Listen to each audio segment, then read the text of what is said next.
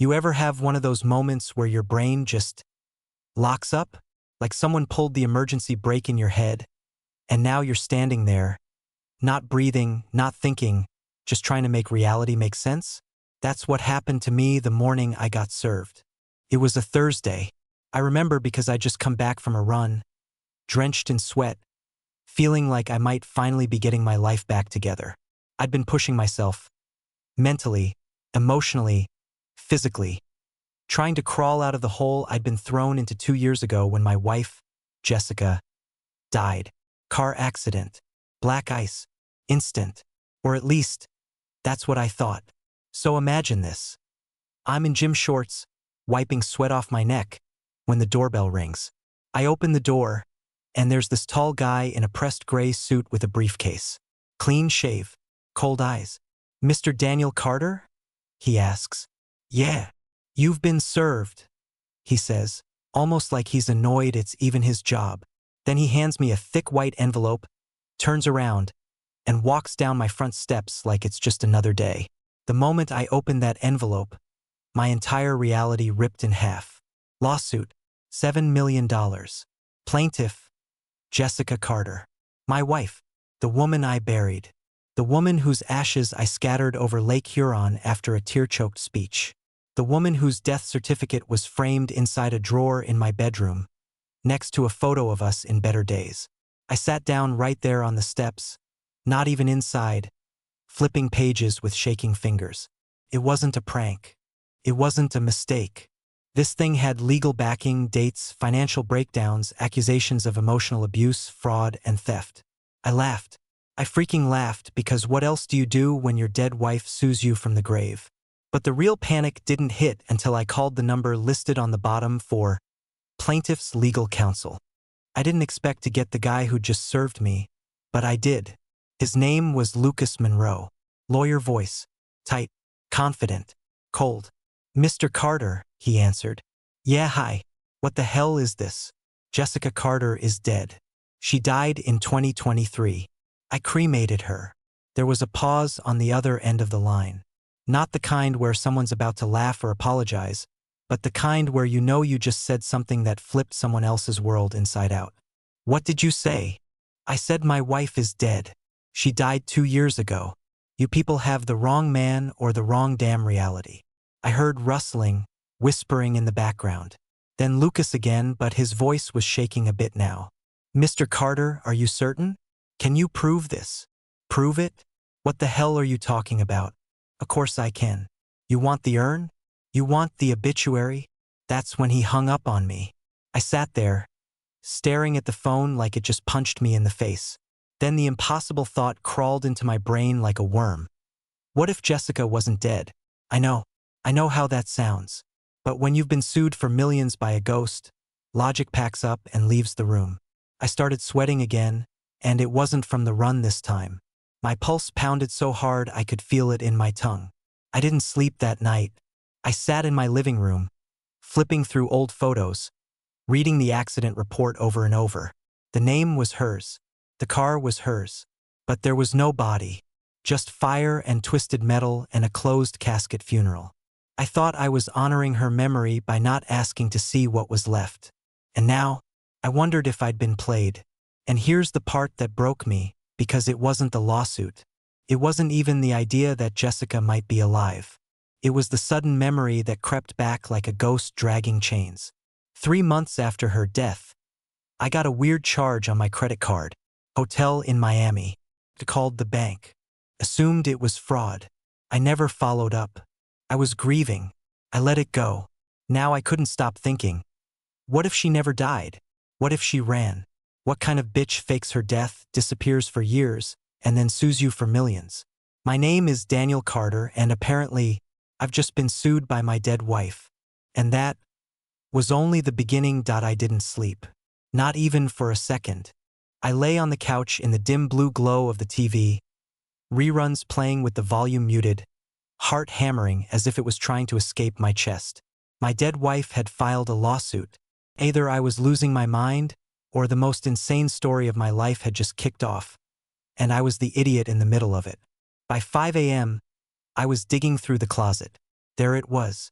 The funeral folder. Thick with everything I hadn't wanted to look at in 2 years. Death certificate. Obituary. Funeral home invoice. A sympathy card from her cousin Lindsay who, I now realized, never showed up to the funeral. At the time, it barely registered. Grief was like quicksand. But now, it screamed. I opened the death certificate. Jessica Marie Carter. Date of death. February 16, 2023. Cause, vehicular accident. Listed as presumed deceased. That word hit me like a bullet. Presumed. No body was ever recovered. And that's when it all started falling apart. I remember the car wreck clearly, or at least what I was told. A highway overpass. Blinding snow. Her car was found burning. Flipped. Absolutely totaled. The cops said the impact and the flames were enough to make identification impossible. Dental records were inconclusive. And Jessica's purse was found in the back seat. Scorched but intact. No DNA was ever confirmed. No open casket. No autopsy. And me? I didn't ask questions. Because I was stupid in love. Because I thought the universe wouldn't be that cruel if it wasn't true. I thought she was gone. But now I couldn't shake the way she'd started pulling away before the accident. 3 months leading up to it, Jess had been distant, cold, making excuses, always working late. Her phone was practically fused to her palm, and she would jump if I asked who she was texting. I chalked it up to stress. Her job at the firm, her mom being sick. But there was one night, early January, that stuck out. We were eating takeout, and she'd left her phone on the kitchen island while she went to shower. It buzzed. Over and over. I remember glancing at it. Not to snoop, just instinct. But the name on the screen, A. Cross. Not a friend. Not anyone I knew.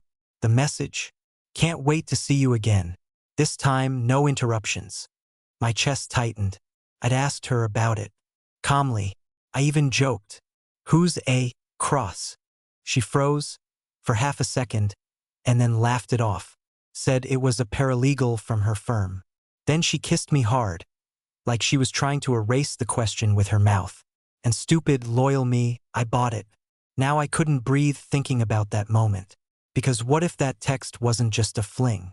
What if A. Cross was in on it? What if the accident, the entire death, was planned? By sunrise, I was pacing the kitchen like a man on the edge. I opened my laptop, went to the email account Jessica and I used for bills. I hadn't touched it in forever. Typed in the password she used for everything. Her childhood cat's name, Mr. Pickles 1987. It still worked. Most of the messages were old junk. But there were a few that caught my eye. One was a receipt for a wire transfer from 3 months before she died. $12. 500 sent to an account in the Bahamas. Another was a flight confirmation. 2 tickets. Miami to Belize. February 20th, 2023. 4 days after she died. And then, there was the photo. It was buried in the sent folder. A selfie. Her, in sunglasses and a bikini, drink in hand, some tropical beach behind her, and a guy beside her. Tall, shaved head, cocky grin. Caption, free at last. My blood turned to ice. There she was, alive, happy, somewhere warm, with someone else. And I was the idiot sitting in a cold kitchen, grieving a woman who never deserved my tears in the first place. By the time the coffee finished brewing, my hands were shaking so bad I nearly dropped the mug. Jessica, alive, in some palm tree paradise, grinning like a girl on spring break with a man I didn't recognize. Sipping cocktails while I spent the last 2 years thinking she was burned alive in a car crash. And the cherry on top, she sues me, from the grave, $7 million, for emotional trauma and financial manipulation. What a goddamn masterpiece of betrayal. I couldn't look at the photo again. It made me want to put my fist through the drywall. But the guy next to her, that smug bastard with the bald head and mirrored shades, that was the new puzzle piece. I needed a name. Cross. The guy from the text. So I did what any sane man would do at that point. I grabbed a beer. Yeah, at 6:30 in the morning, don't judge, and pulled out her old laptop. She'd left it behind. That should have been my first clue. Jessica was practically married to that thing. But grief blinds you. I thought it was sentimental. I thought maybe she'd switch to her work laptop. I didn't think for a second she might have left it as a decoy. Password? Easy. Same as the email. Mr. Pickles, 1987. I swear, I was married to a woman who planned an international escape but couldn't be bothered to set up two-step verification. The laptop booted up slow as hell. But there it was, her desktop. Unchanged. Full of folders labeled taxes, vacation photos, and one called work stuff that was suspiciously massive.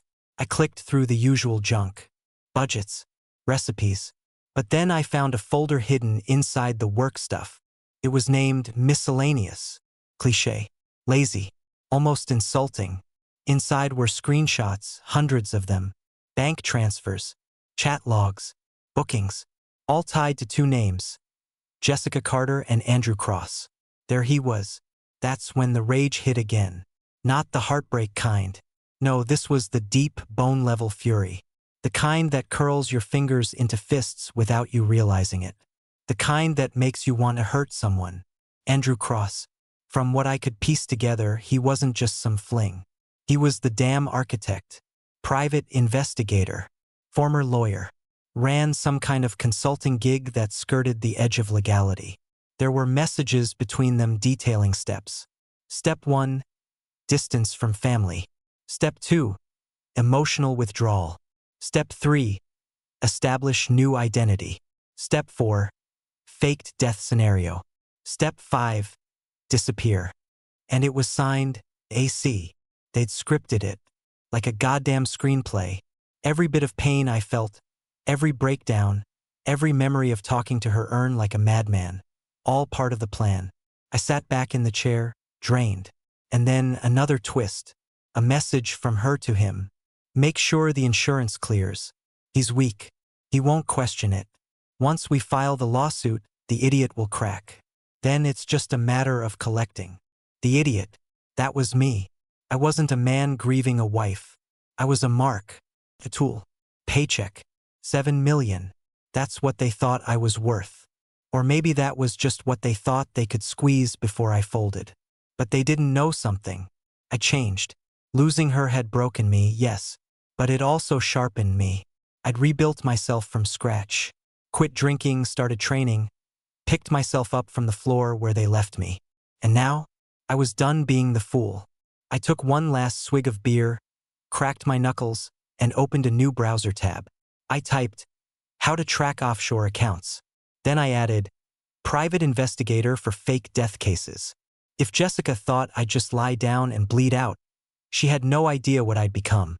She wanted war? She just got it.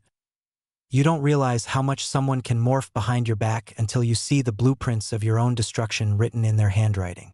By noon, my house looked like a conspiracy theorist's bunker. Screenshots printed. Notes everywhere. Threads connecting faces, places, timelines. I wasn't just chasing ghosts now. I was dragging them into the light. And the woman at the center of it all? Jessica Marie Carter. My wife. The woman I proposed to under Christmas lights. The woman who faked her death, screwed some slick ex-lawyer, and then tried to bleed me dry from a hammock in paradise. Let me tell you something honest. Jessica wasn't always like this. Or maybe she was, and I just didn't see it. She had this way of laughing, like the world was her joke. A little sharp, a little too confident. But I thought it was charm. I mistook cunning for cleverness, manipulation for passion. There were red flags, sure. But when you're in love, you call them quirks. Now, every little moment from our past felt radioactive. Like the time I found her burning old journals in the backyard. She said, they're embarrassing. I don't want anyone reading that crap when I'm dead. I'd laughed. I'd hugged her. She wasn't embarrassed. She was erasing. Or that time she made me sign power of attorney just in case. After a minor surgery. No big deal, right? Love is trust, and I trusted her more than anyone. Turns out that trust came with a price tag. Now that I knew what I was looking for, I dove deep. I hired a PI, Marvin Blake. Ex-cop, no patience, bad haircut. But sharp. Really sharp. The guy was poking around Jessica's death report within hours and found something even I missed. The vehicle listed as Jessica's car? It was never hers. Registered to a woman named Marissa Lowe, a single mother from Wisconsin whose car had been reported stolen 3 weeks before the crash. So that flaming wreck? It was a plant. Jessica never died. She borrowed someone's life for a few hours and then vanished like smoke. But here's where it got uglier. Blake pulled travel logs, cross-referenced aliases, scanned customs records. And boom, 2 days after her death, a woman matching her description traveled under the name Vanessa Cole on a private charter to Belize. Guess who was with her? Andrew Cross. Wanna know what they declared on the customs forms? Couple. Honeymoon. I wanted to vomit, but not out of heartbreak. That part of me was long dead. No, I wanted to puke because I'd spent 2 years building altars to a ghost who was building a new life on my ashes. And even that wasn't enough for her. She wanted to ruin me. I called Blake. She's not just hiding, I said. She's planning something bigger. This lawsuit, it's not about money. It's about erasing me, replacing me. She wants my life. There was a pause. Then Blake muttered, "Then we take hers." I don't think he meant it literally, but a part of me didn't care either way. This wasn't about closure anymore. This was war. And as I stared at a photo of Jessica and Andrew on a yacht, her leaning into him like he was the center of the universe, I realized something so cold it chilled me to the bone. She'd never loved me, not even once. I was a stepping stone, a safe option, a bank account and a loyal fool. And once she got bored, she burned it all. But I wasn't done, and neither was she, because Marvin had just traced a third identity. One she was using right now in Miami. Her name now? Elena Rivers. And Elena had just rented a penthouse downtown, 2 hours from me. When Marvin told me she was living in a penthouse in downtown Miami under the name Elena Rivers, something inside me shifted. It wasn't just anger anymore. It was surgical, cold, like someone had removed all the grief and left behind this lean, tight core of resolve. She wanted to play games? I'd play harder. The penthouse was in one of those glass towers where every unit had its own private elevator. Security out front, valet downstairs, cameras everywhere. If you were rich, fake rich, or pretending to be, this was the place you lived. Don't do anything stupid, Marvin warned me over the phone. Let me handle it legal. Slow and smart. But legal didn't get you answers. Legal didn't look a liar in the eyes. So I ignored him. I put on a nice shirt, borrowed a friend's Porsche, and rolled up to the front lobby like I belonged there. Money opens doors, even fake money. I told the concierge I was there to surprise Ms. Rivers. Said I was her fiancée. Dropped her name like I'd practiced it all my life. Added a wink and a line about how she always forgets to tell the front desk. Miami runs on lies and charm. They buzzed me up. The elevator opened directly into the penthouse. And there she was, Jessica, alive, standing barefoot in silk pajamas, coffee in hand, hair tied up like she hadn't faked her death, vanished with a con man, and sued her husband for $7 million. She looked at me like I was a door-to-door salesman. Then her eyes widened. "Daniel?" she said, blinking, voice almost offended. "What the hell are you doing here?" Not "I'm sorry." Not "oh my God." How did you find me? Just straight into bitch mode. I stepped in. Let the door close behind me. "Took me a while," I said. "You've been busy, huh? Whole new life. Whole new name. Whole new guy. Andrew Cross, right?" She didn't flinch. Just set her cup down slowly on a marble counter. "Whatever you think you know." "No," I snapped. "You don't get to gaslight me. You don't get to lie to me like I'm one of your little flings. I buried you, Jessica.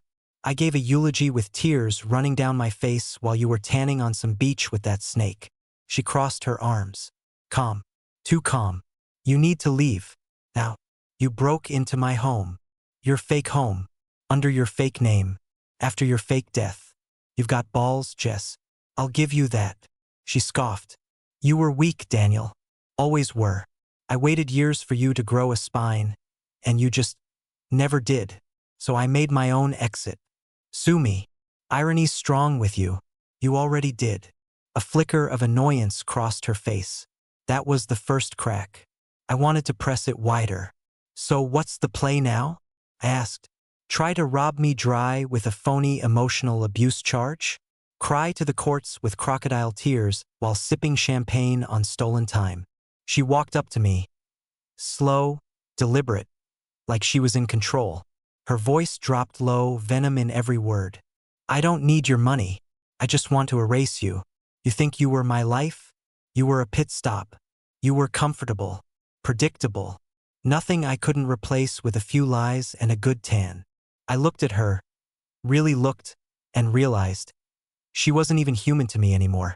You're going down, I said. The lawsuit? Dead. Your identities? I've got them all. Your little scam? Exposed. I hired a PI. We've got enough to bury you legally 6 feet under, this time for real. She just smiled. You sure about that? She said. Because if I go down, you go with me.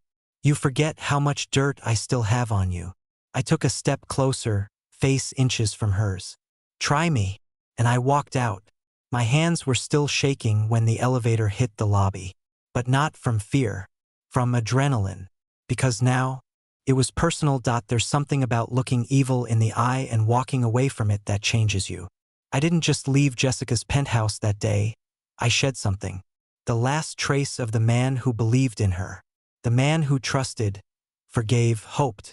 That man died in that elevator on the way down. By the time I hit the parking garage, I knew exactly what I needed to do. No more playing defense. No more therapy speak. No more closure. Now it was war. I met Marvin later that night in a dingy bar near the docks. The kind of place where no one asks questions and everyone's drinking to forget. He looked exhausted, like he'd been chasing ghosts all day. She's more dangerous than I thought, he said, sliding over a folder. Multiple aliases, fake businesses, offshore accounts in Belize, the Caymans, even Dubai. This isn't just a scam. This is a career. I flipped through the folder. Every page was a punch in the gut. There were photos of Jessica with Andrew in different countries, banking records, property transfers, and, my favorite, a fake marriage certificate listing her as Elena Cross. She married him? I muttered. Not legally, Marvin replied. Just enough to fake appearances. Every move she makes is a step deeper into another identity. But there's one crack. I looked up. What kind of crack? She messed up in the Bahamas. Used a shell company tied to her real social security number. I can use that. I know a federal contact. We bring this to him and we can stop her from accessing the offshore funds. But it'll take time. Time's running out, I said. She's not just hiding anymore. She's striking. She threatened me today. Said if she goes down, she'll take me with her. Marvin nodded, not surprised. That's her. Cold as ice. But she's bluffing. If she had something real, you'd already be in handcuffs. I wanted to believe him. I needed to. But something about the way she'd said it, that little smile, like she had a card up her sleeve I couldn't see, it didn't feel like a bluff. I want to hit her back, I said. Hard. Marvin grinned. Good. Because I've got something she's not expecting. He opened a second folder. It was a list of names. Men. Each one had a connection to Jessica, dates, short relationships, flings. Some she ghosted. Others were conned. One guy, he went bankrupt. Another, hospitalized for stress-related cardiac failure. She wasn't just a liar. She was a serial predator. Marvin had already contacted a few. They were bitter, broken, and very willing to talk. Some had proof. Emails, money transfers, voice recordings. All we had to do now was build the case.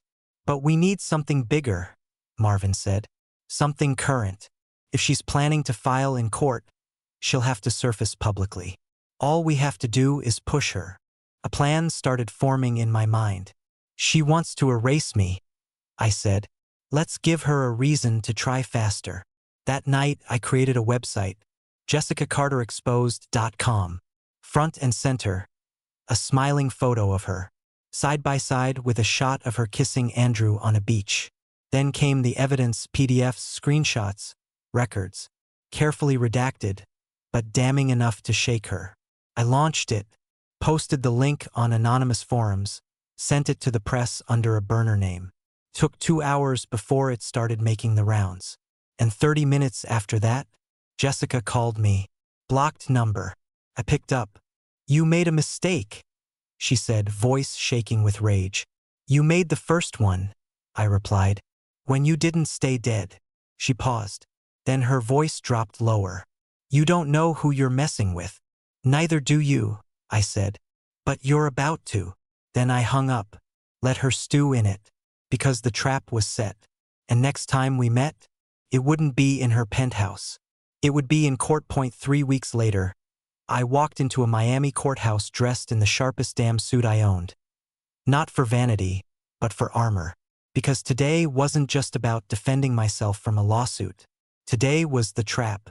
And she walked right into it. Jessica, or Elena Rivers, as she introduced herself to the court, stood across from me, radiant in a white power dress like she was walking a fashion runway instead of trying to destroy the life of the man she once vowed to love. She didn't look at me. Of course she didn't. She looked at the judge, the jury, the cameras in the hallway. Every gesture rehearsed. Every teardrop calculated. Her lawyer, some smarmy, expensive jerk named Tom Heller, started strong. Played the widow faking her death to escape abuse, angle like it was an Oscar script. Jessica sat beside him dabbing her eyes with a tissue she probably sprayed with fake tears backstage. According to their story, she had no choice. I was a violent, controlling narcissist. I isolated her, monitored her calls, screamed at her during meals. She painted herself as a fragile, frightened woman who faked her death to survive. The only problem? None of it was true. And I wasn't alone this time. When it was my turn, I stood, looked the jury in the eye, and said 5 words. "Ladies and gentlemen, she's lying." Then I dropped the hammer. Marvin had done the groundwork. We had the receipts, literally. Travel records showing Jessica in Belize after her supposed death. Copies of fake IDs tied to her aliases. Emails between her and Andrew Cross detailing the entire plan to con me out of millions. But the moment that shifted the courtroom, the witnesses, one by one they walked in. Eric Malone, the ex she conned into investing in a fake crypto company. Darren Parks, the teacher who took out loans in her name while she was cheating on him. Tomas Rivera, the chef she married in Vegas under a different name, then vanished with his life savings. Each of them told the same story. She used me, lied to me, took everything and disappeared. The courtroom buzzed like a kicked beehive.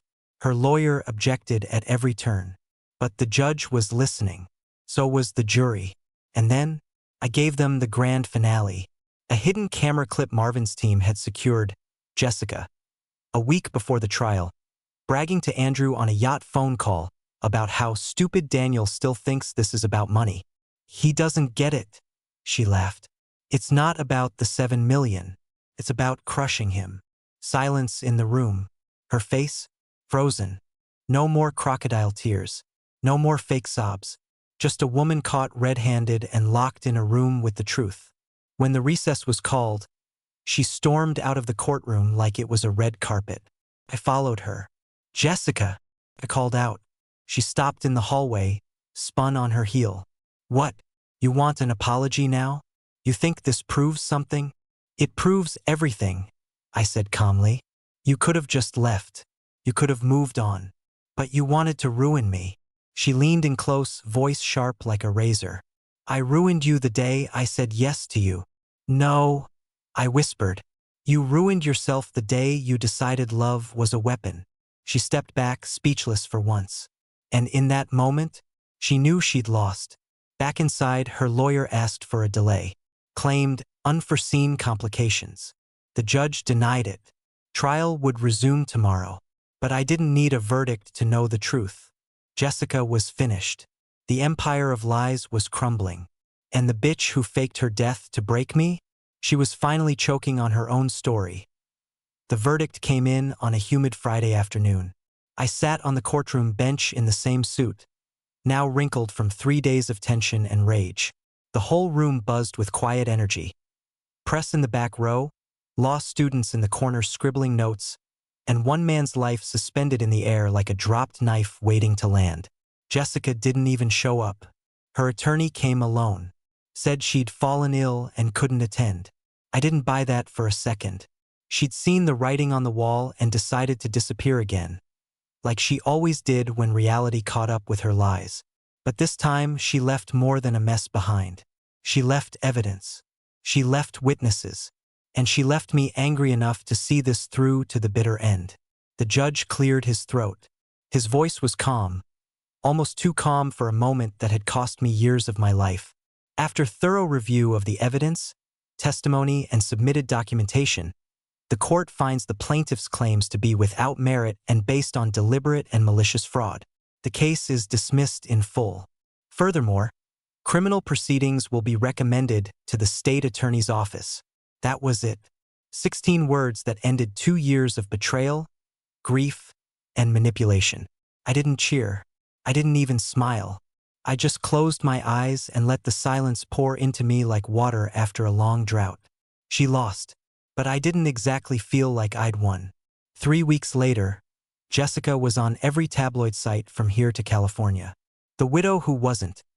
How a Miami woman faked her death and tried to sue her husband.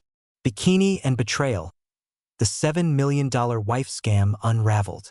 Jessica Carter, America's coldest con woman. Turns out one of the jurors leaked the story. Marvin said it wasn't a coincidence. People love a villain, he told me. And she gave them one with perfect teeth and a liar's smile. Jessica went into hiding again, probably somewhere tropical, cashing in whatever she had left in crypto or dirty money. But she was burned. Her faces, aliases, methods, all exposed. There was no running from it now. The lawsuits flipped on her. A class action started forming from her other victims. Civil cases piled up. She was now the hunted. And me? I did something I hadn't done in years. I sat by the lake with no noise, no plan, no mask. Just silence. And finally, peace. I thought about all the nights I spoke to her urn. About the ashes I'd scattered like they meant something. About the lies I whispered to myself just to get through breakfast. I remembered the first day I met her. How bright she looked. How she laughed like she owned the room. She had the energy of someone who knew she'd never have to pay for anything she broke.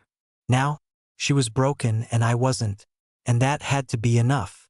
If you're reading this and you've been through something similar, maybe not a fake death and lawsuit disaster, but betrayal, lies, being blindsided by someone you loved, let me tell you something simple and brutal. It's not your fault. You can't see a storm when you're standing in the middle of it. You think you're building a home with someone, and they're secretly digging the escape tunnel.